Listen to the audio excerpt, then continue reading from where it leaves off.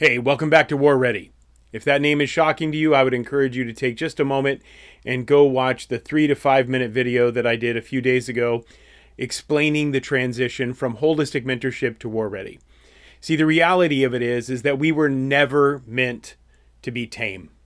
We were never meant to play it safe. But culture and even the modern church has turned lions into lapdogs. And I'm done with pretending that that's okay. Today, we are going to talk about the Great Emasculator. Over the course of the next several episodes, I'm going to be breaking down one of the most popular yet most controversial talks that I've ever given. I won't use the same name here as I used there for that men's conference, simply because I don't want to be offensive. I'm changing the name not for me, I'm changing the name for you. It's not a pep talk. This is a line in the sand. This is a call men back to the front type of teaching. If you're offended, that's okay. Honestly, I was offended by some of the things that I said in that first teaching as well. It probably means that you're one of the ones that needs to hear this message the most. The reality is, it's time to go to war. It's time to go to war with a passive masculinity that is willing to sit back and let other people do the things that we know that we are responsible for as men, as leaders, as husbands, and as fathers. It's time to go to war with a mindset that has allowed Christianity and masculinity to be forced to exist in different worlds. You can be Christian and be masculine. You see, the church was supposed to be a launching pad for spiritual warriors. It was supposed to be a place where boys could come and learn how to be men, biblical men, that knew how to fight, not in physical ways, not in cultural wars, but in spiritual battles, the ones that really matter the most. But instead, way too many churches and well-meaning believers have become neutering facilities for men. And I'm not just talking about culture. I'm talking about us. I'm talking about the church. The church, in many ways, has become the Great Emasculator. So let's go back to Genesis chapter 3, verse 16. Genesis chapter 3:16 says, "Your desire will be for your husband, and he will rule over you." Now, I know a lot of men like to use that in a way that makes them heavy-handed. That's not what the Bible is talking about here. But the husband being over the wife, that's divine order. A lot of what that means is that we're a covering, we're a protection. We protect them from things that they should not have to deal with. And we bear the weight of the burdens that are coming crashing down on our homes. Contrast that with Isaiah chapter 3, verse 12 that says, "O my people, their oppressors treat them violently, and women rule over them. O my people, those who guide you lead you astray and confuse the directions of your path." Welcome to modern America. You see, this isn't a political issue. It's a spiritual crisis. Let me make something clear. I'm not talking about being effeminate. I'm not talking about hand lotion or coffee orders or fashion. None of those things make you any more or any less of a man. I'm talking about being spiritually and psychologically castrated. The Urban Dictionary has a word for a man who's been emasculated, and I'm not going to use that word again for your sake, but I will use the word sissy. Because what we have done is sissified an entire generation, maybe more than one generation, of men by telling them that you cannot be manly and be saved.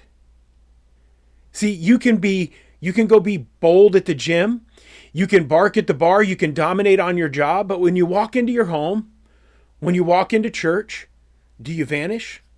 Do you shrink yourself? Do you silence yourself? Do you become passive? That is one of the greatest goals of the enemy. It's to bind the strong man. To bind the strong man. And that's what he's done. Look around your community, your church. Where are the warriors? Where are the warriors? Where are the men leading in prayer? Where are they leading in worship? Where are they leading in discipleship? Where are they leading in fatherhood? We have strong men doing nothing, capable men doing nothing, men that go out and lead in business, in organizations, in corporations, in war, and then come into the church and sit silently on their hands, waiting for somebody else to do the work that they've been called to do. And that is exactly what the enemy needs. Men to do nothing. We have performance without posture. We have volume without vision. What happens when men step back? You get emotionally driven services, shallow teachings, passive homes, and a generation of sons and daughters growing up without the covering of conviction. We're reaping the fruit of emasculation. Men are bored at church. Many wives are spiritually leading alone, carrying a weight that they were never designed to carry. They weren't built to carry the weight of discipleship in your home, gentlemen. We have sons growing up without an example and daughters marrying boys in men's bodies. And the church coddles it, enables it, oftentimes creates it, because conflict scares the church more than compromise. It's not always loud. Sometimes emasculation sounds like, oh, let's just be nice. Let's not upset anyone. We don't want to make anybody feel bad. Let's keep it safe, soft, digestible. And in doing so, we surgically remove the boldness from biblical manhood. Let me remind you about John the Baptist. Now, this guy didn't wear skinny jeans and drink lattes. He ate locust and wore camel's hair. Truth be told, I wear skinny jeans because my body is at a place where I can. I've worked very hard to fit into those skinny jeans. And I do drink the occasional sugar-free, non-fat latte. That has nothing to do with my masculinity. What made John a man wasn't what he ate and wasn't what he wore. It was the things he was willing to say. He was willing to stand in the face of a king and say, "You are in sin." Jesus said of him, "Among those born of women, there has not arisen anyone greater than John." Why? Because of his clothing?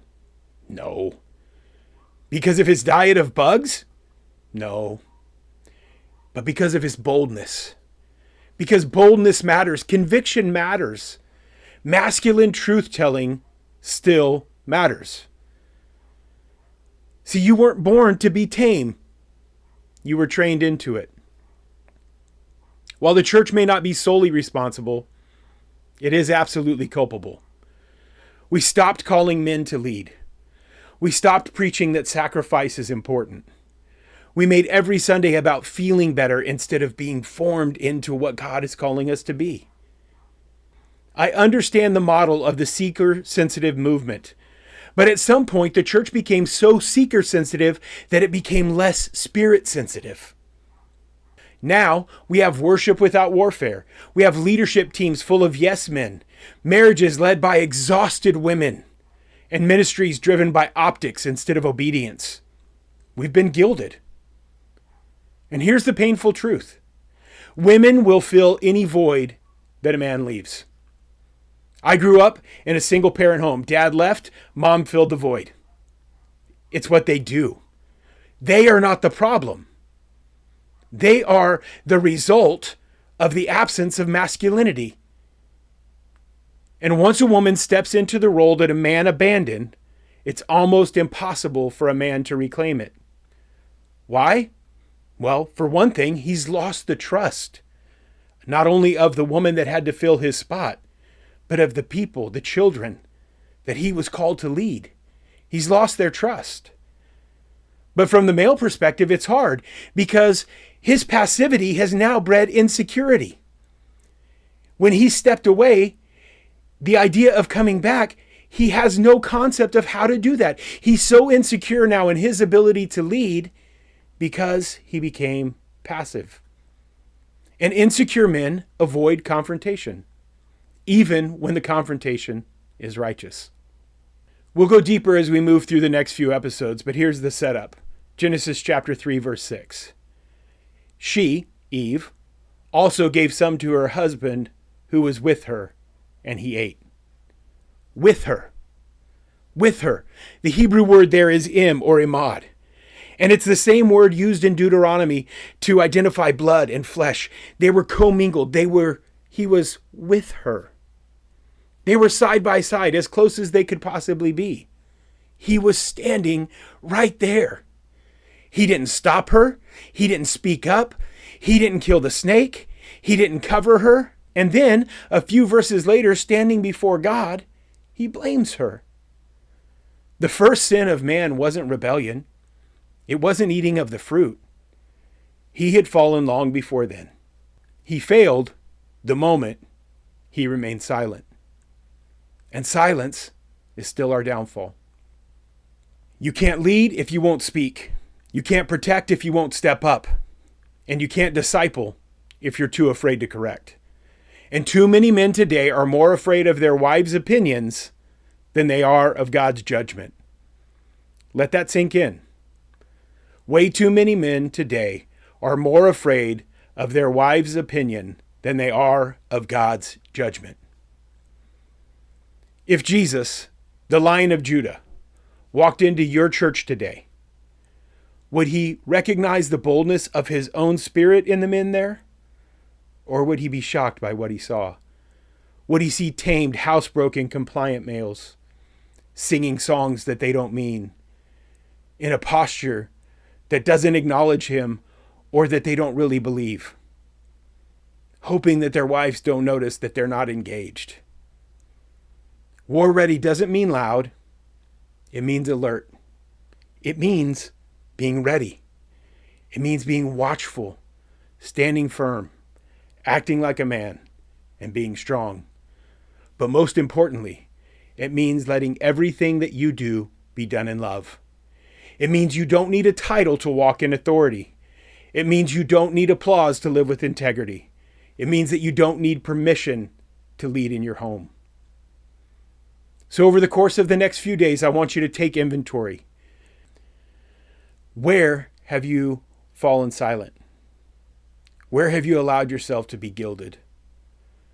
Where have you given up the very authority that God has given you, that he expects of you, and that your family requires of you? War-ready men don't wait for revival. War-ready men become revival. Listen, I've lived this. I've handed over my edge.